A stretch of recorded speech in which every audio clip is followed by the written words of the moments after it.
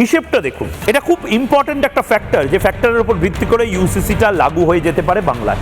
বিজেপির 208টি রয়েছে এবং তৃণমূল কংগ্রেসের 80। কিন্তু তৃণমূল কংগ্রেসের 80 মানে ঋতব্রত এবং মমতা বন্দ্যোপাধ্যায় মিলিয়ে 80 জন। মমতা বন্দ্যোপাধ্যায়ের সাথে সাকুল্যে রয়েছে 6 জন, বাকিটা পুরোটাই ঋতব্রতর সাথে রয়েছে বলে এই মুহূর্তে খবর।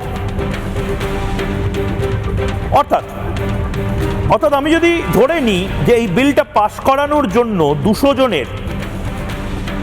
জনের সাপোর্ট প্রয়োজন। একটা গোটা বিধানসভায় 294 জন রয়েছে, 294 জনের মধ্যে থেকে 200 জন যদি সাপোর্ট করে দেয় বা 2/3 মেজরিটি, 2/3 ভোটে জিতে যদি ইউসিসিকে টেবল করা যায়, ইউসিসিকে পাশ করানো যায়, রাজ্যপাল যদি সই করে দেয়, এটা আইনে বলবৎ যদি হয়,